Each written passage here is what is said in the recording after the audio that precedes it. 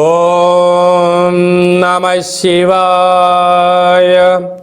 ఓం నమో నారాయణాయ. ఓం శ్రీ స్వర్ణాకర్షణ కాళభైరవాయ నమో నమః. ఓం శ్రీ నరదృష్టి నివారణ కాళభైరవాయ నమో నమః. ఓం గణానాం త్వా గణపతిం అవామహే కవిం కవేనాపవస్రవస్తవం జ్యేష్ఠరాజం బ్రహ్మణస్వత ఆన శృణ్వన్నోతభిస్సీదసాదనగం శ్రీమహాగణాధిపతయే నమః. ఓం ఆదిత్యాయ సోమాయ మంగళాయ బుధాయ చ గురుశుక్రశనిభ్యశ్చ రాహవే కేతవే నమో నమః. హరి ఓం. మా ఛానల్కి స్వాగతం.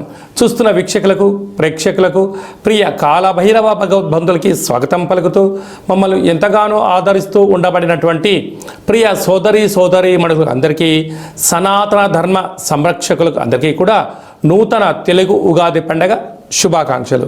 శ్రీ క్రోధినామ సంవత్సరంలో అందరికీ నిండు నూరేళ్ల ఆయురారోగ్యాలను ప్రసాదించాలని, వారాలు 7, తిథులు 15, నక్షత్రాలు 27, రాసులు 12, లగ్నాలు 12, మహర్దశలు 9, అలాగనే షడ్రుచుల సమ్మేళనమే 6 ఋతువులతో కూడుకున్నటువంటి తీపి, కారం, పులుపు, చేదు, వగరు అనేటువంటిది ఎలా ఉంటుందో మనిషి జీవితంలో కష్టాలు సుఖాలు ఎప్పుడు ఉంటాయి.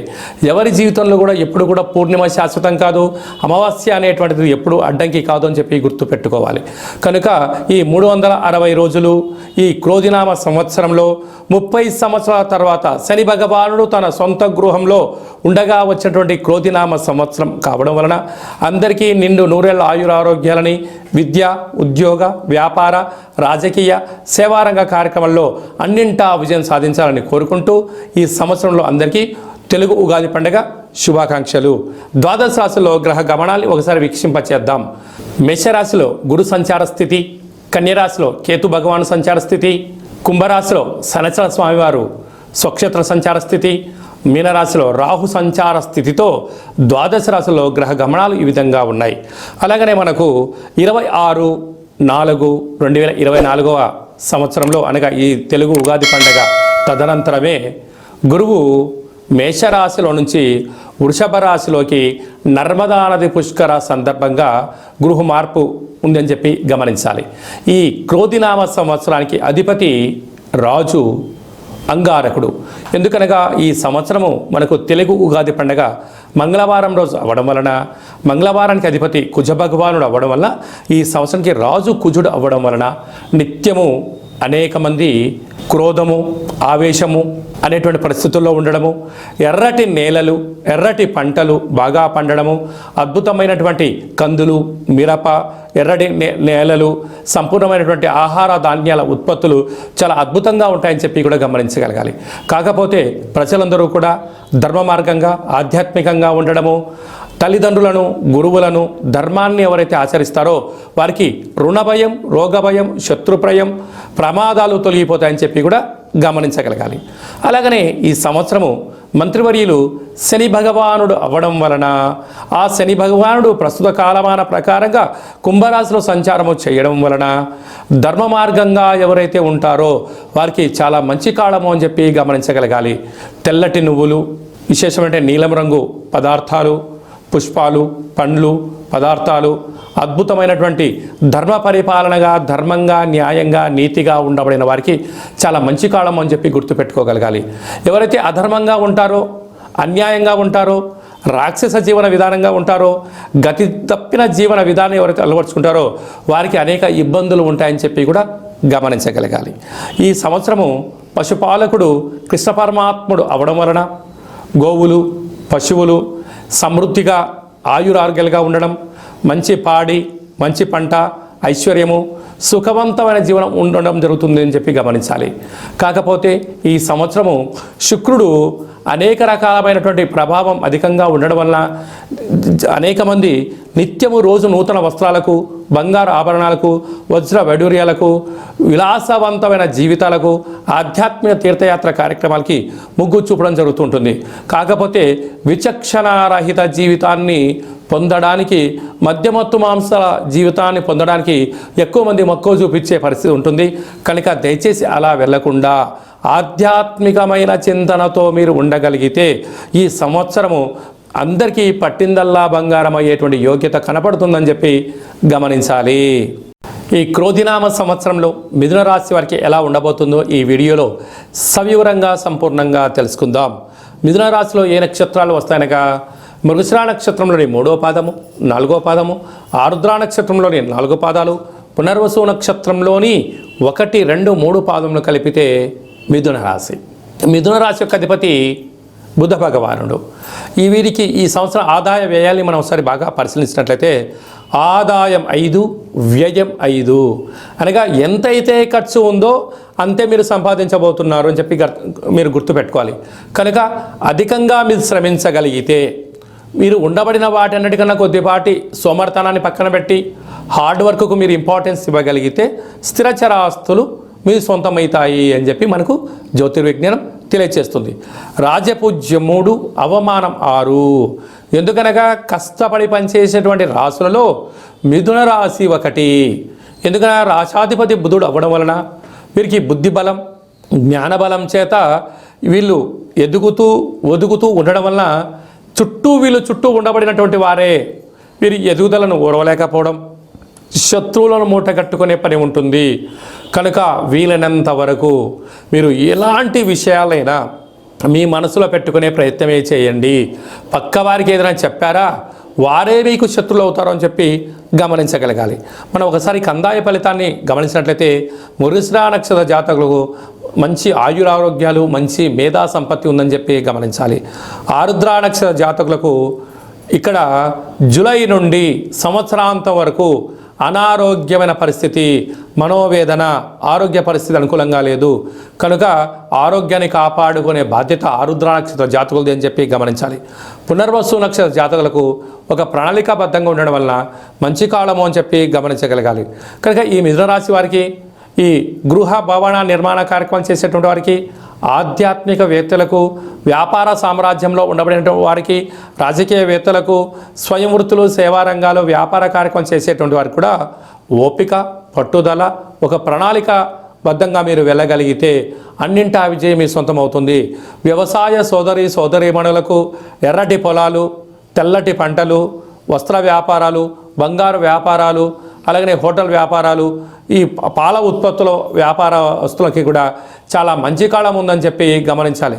కనుక వీళ్ళు స్వర్ణాకర్షణ కాళభైరవ స్వామిని స్మరించడం, ధ్యానించడం వలన అద్భుతమైన ఐశ్వర్యం, ధనం మీ సొంతం అవుతుందని చెప్పి గమనించాలి. కనుక శ్రీ స్వర్ణాకర్షణ కాళభైరవ స్వామి యొక్క స్మరణ, ధ్యానము, పుష్ప దీపము, ఒక ముగ్గును మీరు ఇంటి ముందర పెట్టుకోగలిగినట్లయితే మీకు అదృష్టం మీ సొంతం అవుతుందని చెప్పి గమనించాలి. ఈ తెలుగు ఉగాది పండగ ఈ సంవత్సరం మొత్తాన్ని బాగా మనం పరిశీలించినట్లయితే గ్రహ గమనాలలో పెద్దగా మార్పులు లేవు. గురు భగవానుడు ఒక్కడే మేషరాశిలో నుంచి వృషభ రాశిలోకి సంచార స్థితి ఉంది. కనుక వీలైనంత వరకు ధర్మము, ఆధ్యాత్మికత, నిత్యము, ఆరోగ్యము, సంపూర్ణమైనటువంటి ప్రతి ఒక్క వ్యక్తిగత జాతకంలో మీరు అందరిపైన గ్రహ గమనాల పరిస్థితి చాలా అధికంగా ఉంటుంది. కనుక సూర్యోదయపు మునుపురమే లేవడము, పచ్చటి పైరు పొలాలలో సంచారము చేయడము, ఆకులతో కూడుకున్న జీవన విధానాన్ని ఏర్పాటు చేసుకోగలిగినట్లయితే మంచి కాలం ఉంటుందని చెప్పి గమనించగలగాలి. ఈ సంవత్సరము ఏప్రిల్ ఆఖరు నుండి ఆగస్టు 8వ తారీఖు వరకు అనగా 100 రోజులు దరిదాపు వివాహాది శుభ కార్యక్రమ ముహూర్తాలు లేవని చెప్పి ముందస్తుగా గమనించగలగాలి. కనుక ఈ సంవత్సరం అంతా కూడా మనం అద్భుతమైన విజయం సాధించగలగాలి అన్నట్లయితే ఒక్కొక్క నెలలో ఒక్కొక్క కాళభైరవ స్వామి వారు ఉంటారు. కనుక ఆ కాళభైరవ స్వామి యొక్క స్మరణ, కాళభైరవ స్వామి యొక్క కూష్మాండ దీపము, కాళభైరవ హోమము, కాళభైరవ రక్షణ కంకణాన్ని మనం ధరించగలిగినట్లయితే ఈ సంవత్సరాంతము కుజుడి యొక్క ప్రభావము, శని భగవానుడి యొక్క ప్రభావము తీక్షణ తగ్గి వృత్తులలో, ఉద్యోగాల్లో, వ్యాపారాల్లో మనం అనుకుంటున్న విజయం మన సొంతం అవుతుందని చెప్పి గమనించాలి. ఇంకనూ మనం విజయం సాధించగలగాలి అన్నట్లయితే ఈ యొక్క పాత్ర కంచు పాత్ర అంటారు. అంటే కంచు మోగినట్టు కనకంబు మోగదు గదరా సుమతి అని చెప్పి మనకు సుమతి శతకంలో చెప్పుకున్నాం. ఇక్కడ రాసులు 12 ఎలా ఉంటాయో 12 రాసులను ఇందులో అచ్చు వేయడం జరుగుతుంది.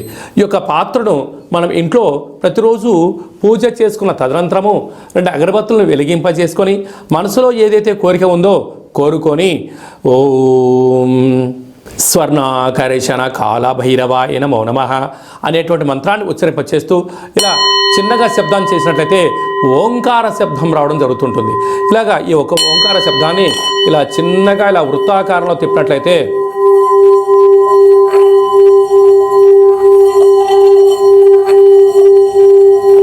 ఈ యొక్క శబ్ద తరంగాల ద్వారా గృహంలో ఉండబడినటువంటి దరిద్ర దేవత బయటికి వెళ్ళి బయట వీధిలో సంచారం చేసేటువంటి మహాలక్ష్మీదేవి అమ్మవారు మన గృహంలోకి స్వాగతం పలుకుతుందని చెప్పి గమనించగలగాలి. అలాగనే నరదృష్టి యొక్క ప్రభావాలు, గృహ వాస్తు దోష నివారణలు, యంత్ర మంత్ర తంత్ర పరతంత్ర పరక్రియ అంటే తాంత్రిక ప్రయోగ దోషాలు ఏమైనా కలిగినట్లయితే కూడా ఈ శబ్ద తరంగాల ద్వారా, శబ్ద ధ్వని ద్వారా మానవుని శరీరంలో ఉండబడినటువంటి షట్చక్రాల మూలాధార, స్వధిష్టాన, మణిపూరక, విశుద్ధ, అనహత, ఆజ్ఞా చక్రాలు వికసింపచేసి వ్యక్తిలో ఉండబడినటువంటి అద్భుత జ్ఞానములు, సంపూర్ణమైనటువంటి ఐశ్వర్యము, ఆనందానికి స్వాగతం పలుకుతారు అని చెప్పి గమనించాలి. ఈ యొక్క అక్షయ పాత్రతో పాటు కాళభైరవ స్వామి యొక్క ఒక పిరమిడు, కాళభైరవ స్వామి యొక్క కంకణము, కాళభైరవ స్వామి యొక్క విగ్రహము, కాళభైరవ స్వామి యొక్క డాలరు మెడలో వేసుకోవడం కోసము, కాలికి చేకి కట్టుకోవడానికి నరదృష్టి నివారణ రక్షణ కవచాలు, ఇంటి బయట మనము ఉట్టిలో గుమ్మడికాయ ఎలా కట్టుకుంటామో ఆ ఉట్టిని కాళభైరవ స్వామికి సౌభాగ్య ఉట్టిని కూడా మీకు అందజేయడం జరుగుతుంది. ఈ కావలసిన వారికి మన యొక్క దేవాలయంలో ప్రతి నెలలో 4 మంగళవారాలు, 4 శనివారాలు, శుద్ధాష్టమి, పూర్ణిమ, బహుళాష్టమి, అమావాస్య సందర్భంగా ఒక్కొక్క నెలలో ఒక్కొక్క కాళభైరవ స్వామి ఉంటారు కనుక ఆ కాళభైరవ స్వామి యొక్క పూజా కార్యక్రమాన్ని మీకు వాట్సాప్ ద్వారా లైవ్ కూడా చూపించి స్వామివారికి ఆశీస్సులు మీరు పొందగలరు. కనుక అక్షయ పాత్రను మన గృహంలో పెట్టుకుందాం, అష్ట కష్టాలకు స్వస్తి పలుకుదాం, ఐశ్వర్యానికి ఆనందానికి స్వాగతం పలుకుతాం అని చెప్పి గమనించాలి. అలాగే మీ వ్యక్తిగత జాతకం తెలుసుకోవాలనుకుంటున్నారా? మీ యొక్క పేరు, పుట్టినటువంటి తేదీ, నెల, సంవత్సరం, పుట్టిన సమయాన్ని రాసి మీరు వాట్సాప్లో పంపించగలిగినట్లయితే 100 సంవత్సరాల జాతకాన్ని వ్రాసి మీకు పంపించి మీరు పుట్టినప్పుడు గ్రహ గమనాలు ఎలా ఉన్నాయి, ప్రస్తుత కాలమాన ప్రకారం ఎలా ఉన్నాయి, భవిష్యత్తులో ఎలా ఉండబోతున్నాయో సవివరంగా సంపూర్ణంగా మీకు తెలియజేయడం జరుగుతుంది. అలాగనే చాలామందికి పుట్టినటువంటి కాల సమయంలో డేటా బర్త్లు లేనటువంటి కారణం వలన మీ పేరు యొక్క మొదటి అక్షరాన్ని అనుసరిస్తూ రాశిని, భూత భవిష్యత్ వర్తమానాన్ని కాళభైరవ ఉపాసన చేత గవళ ద్వారా అనగా రమణ శాస్త్రం ద్వారా మీకు తెలియజేయడం జరుగుతుంది. అలాగా మీ యొక్క కలిగినటువంటి అబ్బాయికి కానీ అమ్మాయికి కానీ ఆధ్యాత్మికంగా జన్మనామము ఏం పెట్టాలో తెలుసుకోవాలనుకుంటున్నారా? ఆధ్యాత్మికమైన మంచి పేర్లను మన యొక్క దేవాలయంలో మీకు తెలియజేయడం జరుగుతుంది. అలాగే మీ అబ్బాయి కానీ అమ్మాయి కానీ ఎంత ప్రయత్నం చేసినా సంబంధం ముడిపడడం లేదా, ఎందుకు పడట్లేదో మనకు తెలియజేయడం జరుగుతుంది. వచ్చే వధువు కానీ వరుడు యొక్క జాతకంలో గణాలు, గుణాలు, జాతకము, సంతానము, విదేశీయానము, యోగాలు ఎలా ఉన్నాయి, దోషాలు ఏమన్నా ఉన్నాయో కూడా వివాహ జాతక పరిశీలన, వివాహానికి సంబంధించినటువంటి సంపూర్ణంగా మీకు తెలియజేయడం జరుగుతుంది. అలాగే గతంలో వివాహమైనటువంటి దంపతులు తరచుగా గొడవ పడడం కానీ, నిత్యం అనేక రకాల ఇబ్బందులతో పడడం కానీ, విడిపోవడం కానీ, అలాగే పోలీస్ స్టేషన్లు, కోర్టు మెట్లో విడాకులకు తీసుకోవాలి అనుకుంటున్న వారందరికీ కూడా ఒక చిన్న ఆధ్యాత్మిక సలహా ఏమిటయ్యనగా మీ యొక్క పేరులో కానీ మీ జాతకంలో కానీ స్వల్పమైన మార్పులు చేయడం వలన మీకు ఎలాంటి ఇబ్బందులు లేకుండా పార్వతీ పరమేశ్వరులు ఎలా కలిసి ఉంటున్నారో అలాంటి కలిసి ఉండడానికి ఆధ్యాత్మిక సలహాలు సూచనలు ఇవ్వడం జరుగుతుందని చెప్పి గమనించాలి. అలాగనే చాలామందికి కాళభైరవ మంత్ర సాధన ఎలా చేయాలి, మంత్రాన్ని ఎలా తీసుకోవాలి, ఎలా మనము ముందుకు తీసుకెళ్లాలో మన యొక్క దేవాలయంలో మీకు మంత్ర ఉపదేశం చేయడం కూడా జరుగుతుందని చెప్పి గమనించాలి. కనుక ఈ క్రోధినామ సంవత్సరంలో అందరికీ శుభం, జయం, లాభం జరగాలని కోరుకుంటూ ఆశీర్వచనం. ఓం రాజాదిరాజాయ ప్రసహ్య సాహినే నమో వయం వై శ్రవణాయ కుర్మహే సమే కామాన్ కామకామాయ మహ్యం కామేశ్వరో వై శ్రవణో యదదాతు కుబేరాయ వై శ్రవణాయ మహారాజాయ నమః. శతమానం భవతి శతాయు పురుష సతేంద్రియ ఆయుష్యేవేంద్రియే ప్రతిష్టతి ధనం ధాన్యం బహుపుత్రలాభం శత సంవత్సరం దీర్ఘమాయు. సర్వే జనా సుఖినో భవంతు, లోకా సమస్తా సుఖినో భవంతు. సర్వం శ్రీ కాళభైరవ దేవతార్పణమస్తు. ఈ వీడియో మీకు నచ్చినట్టయితే లైక్ చేయండి, షేర్ చేయండి, మా ఛానల్ని సబ్స్క్రైబ్ చేసుకోండి. నేను చేస్తున్న ఆధ్యాత్మిక వీడియోలు మీకు ముందస్తుగా నోటిఫికేషన్గా రావాలి, అందరికన్నా ముందు మీరు చూడాలి అన్నట్టయితే గంట సింబల్ ప్రెస్ చేయండి, పైన ఆల్ అనే బటన్ కూడా తెలియచేయండి. భగవద్బంధులకు, మిత్రులకు, స్నేహితులకు మీరు ఎవరి క్షేమానైతే కోరుకుంటున్నారో లేక మీ క్షేమాన్ని ఎవరైతే కోరుకుంటున్నారో ఈ కాళభైరవ స్వామి యొక్క విషయాన్ని మీరు వారికి చేరవేయండి. హిందూ ధర్మాన్ని కాపాడండి.